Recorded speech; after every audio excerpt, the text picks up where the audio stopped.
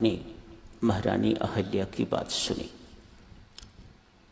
कहती हैं कि चतुरांश भी अपने जीवन में उतर आए तो कल्याण होके रहेगा। क्या भगवान ने जो लिखा है वह गलत है? जो भगवान ने कहा है वह गलत है कि श्रवण मात्र से भी आपका कल्याण होगा, आपको पुण्य मिलेगा? नहीं, जो भगवान ने कहा है वह भी साधक जनों सत्य है, परम सत्य है, गलत नहीं है। आज एक बैल किसी गड्ढे में गिर गया है, वृद्ध है, बहुत वृद्ध है, निकल नहीं रहा। आते जाते लोग इकट्ठे भी हुए हैं, सींगों पर रस्से बांधते हैं, कहीं और हर ढंग अपनाते हैं उस बैल को बाहर निकालने के लिए, लेकिन वह बैल बाहर नहीं निकल पा रहा। अतएव हिम्मत हार के हर कोई कहता है परमात्मा किसी ढंग से इसको मृत्यु दे, मर जाए, उसके बाद जैसे भी होगा वहीं पर इसको जो है वह दफना देंगे, कर देंगे। वे बात भी स्वीकार नहीं हो रही। भूखा प्यासा खड्डे में पड़ा हुआ है। आते जाते लोग उसे देखते हैं। आज एक वैश्या ने भी देखा है, वैश्या वहां आई है। वैश्या देवियों अर्थात अच्छे चरित्र की महिला नहीं, वह भी आई है। उसने कुछ संकल्प किया है और बैल की मृत्यु हो गई है। मृत्यु होने के बाद क्या हुआ है? उस संकल्प के बल से ये बैल किसी ब्राह्मण के घर पुत्र बन के पैदा हुआ है। ब्राह्मण पुत्र छोटी आयु में ही पिताश्री ने यज्ञोपवीत इत्यादि धारण कर दिया। अच्छे संस्कार, 18 साल की आयु हुई, साधना रत रहा इतनी देर, ध्यानस्थ रहा इतनी देर, पिछला जन्म देखने की क्षमता आ गई। पिछला जन्म देखा तो बैल एक वैश्या के संकल्प से मानव योनि, और वो भी ब्राह्मण के घर योनि, उच्च जाति के हां पुत्र पैदा हुआ।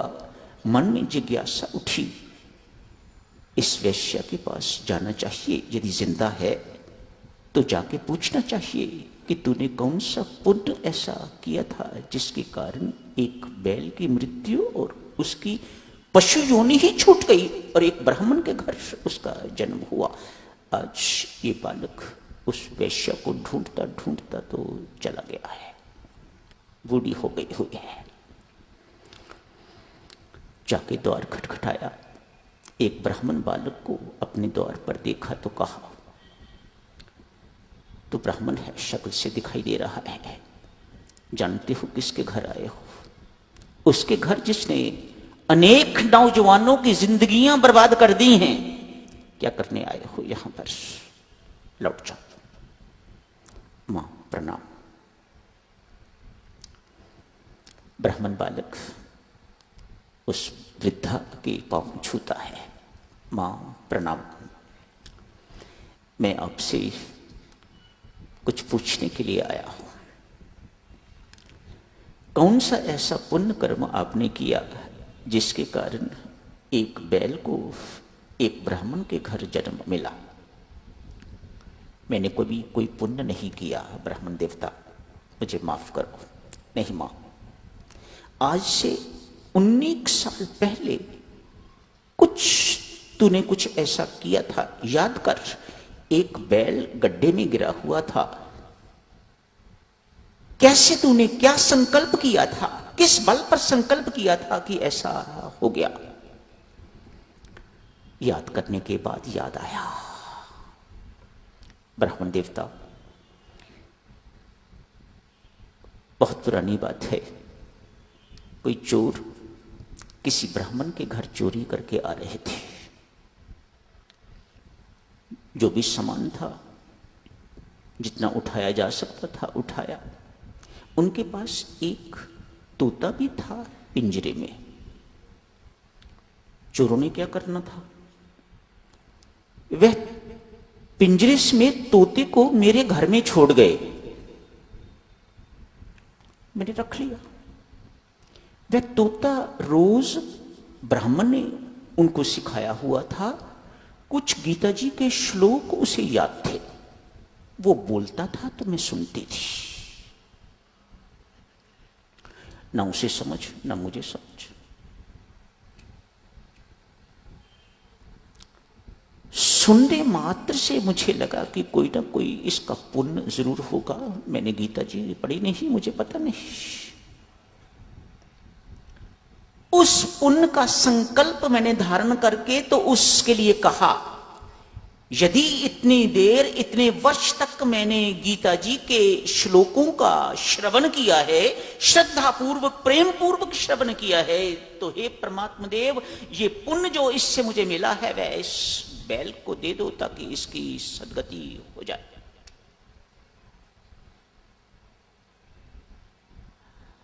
परमात्मा ने उस पुण्य के बल पर ऐसा कर दिया। मानो गीता जी का, रामायण जी का श्रवण भी वृथा नहीं जाता, उससे भी पुण्य की प्राप्ति होती है। पर आपको तो छोटा मोटा पुण्य नहीं लेना ना, आपको तो बहुत ऊंचे जाना है। इसलिए मात्र श्रवण तक नहीं टिकना। जो सुनो, बहुत कम सुनो, उसे अपने जीवन में अधिक से अधिक उतारो तो ऊंचाई को प्राप्त होगे। सर्व कामनाओं का त्याग कैसे संभव है? हाउ इम्प्रैक्टिकल, कैसे हो सकता है? संभव नहीं है। क्या भगवान ने असंभव बात कह दी? वो भी गलत नहीं। मानो संभव है, सिर्फ अपने आप को पक्का करने की आवश्यकता है। कच्चे हैं तो रोज अनेक बार गिरते हैं, पक जाओगे साधक जन तो फिर गिरावट नहीं होती। समय हो गया है मेरी माता सज्जनों, एक अंतिम शब्द के साथ समाप्त करने की आप जी से इजाजत मांगूंगा। सारी लौकिक अपनी कामनाएं अर्थात लौकिक संसारिक, इनको भस्म करना चाहते हो, इनसे रहित होना चाहते हो। कल साधक चरण जारी रखेंगे इस चर्चा को आगे, पर आज आपके मनन के लिए अंतिम शब्द, आज के दिन के लिए, इन सारी कामनाओं से रहित होना चाहते हो। ये जितनी कही गई है ना, बहुत सारी कामनाएं नहीं, एक ही कामना है, वह है संसारिक सुख पाने की कामना। लाभ तो सुख, विवाह तो सुख, बच्चे तो सुख, विजय प्राप्त हुई है, सफलता प्राप्त हुई है तो सुख, कोई बहुत बड़े अफसर बन गए हो तो सुख, आपकी वाहवाह होती है तो सुख। कामना एक ही है साधक जनों, उसके रूप अनेक हो सकते हैं, तरह तरह की कामनाएं हो सकती हैं। इन सारी की सारी कामनाओं को भस्म करना चाहते हो तो मेरी माताओं सज्जनों, एक कामना अपने अंदर ले आओ, और वह कामना है प्रभु प्राप्ति की कामना, राम मिलन की चाह। एक कामना यदि अपने जीवन में आ जाती है तो सारी की सारी भौतिक कामनाओं को भस्म कर देती है। वह कामना प्रबल होनी चाहिए, वह तड़प प्रबल होनी चाहिए। यही साधक जनों, आज की चर्चा समाप्त करने की इजाजत दीजिएगा। कल आगे जारी रखेंगे चर्चा को। धन्यवाद।